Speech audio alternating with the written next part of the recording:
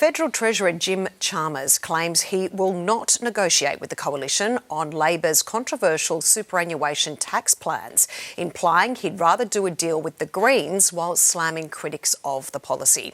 Shadow Finance Minister Senator James Paterson is one of those critics and he joins us this afternoon. Senator, thanks so much for your time. Thanks for having me. Supporters claim this proposal is set to affect people with more than $3 million in their super fund, with many arguing it's just a tax affecting rich Australians. Why would you argue the majority of Australians of all ages and incomes should be very concerned about this new super tax? Well, for a couple of reasons. Firstly, it might only affect wealthy Australians today, but because the government is refusing to index the threshold, over time, average income earning Australians in their working lives will be caught by this tax. Secondly, it breaches a fundamental tax principle, which is it's going to start to tax paper profits.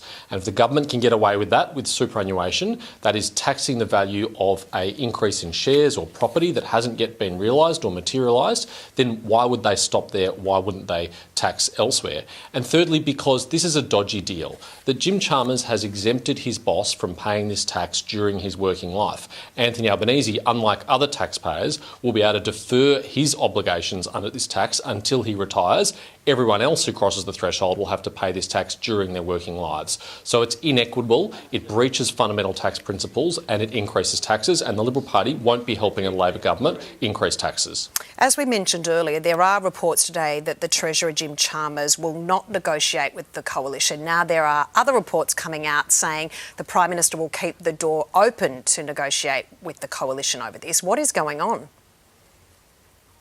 That's a great question. Jim Chalmers and the Prime Minister really need to sit down and talk and work out their lines here, because for days they have been at odds with each other. The Prime Minister says he's up for negotiations. Jim Chalmers says he's not compromising on any element of this bill, including the unrealised capital gains or the unindexed threshold.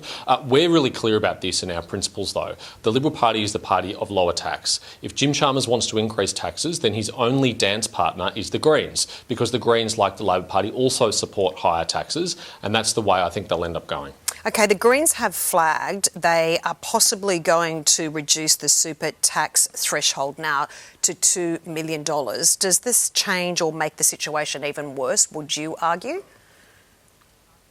It would make the situation even worse by capturing a greater number of taxpayers right up front, and it would make it additionally worse if they also fail to secure an indexation of that threshold, so that over time it rises with inflation rather than sticking at that threshold. Because if it stays at that threshold, then many average income workers over time will be caught by it, and we will all be ensnared in this tax. Given the state of the Australian economy, with GDP figures out yesterday showing that we are in negative per capita growth, productivity is declining, business investment is declining, the last thing the Australian economy needs is a new tax on investment, but that's exactly what Jim Chalmers is proposing. We appreciate your time this afternoon, Senator James Paterson. Thank you. Thank you.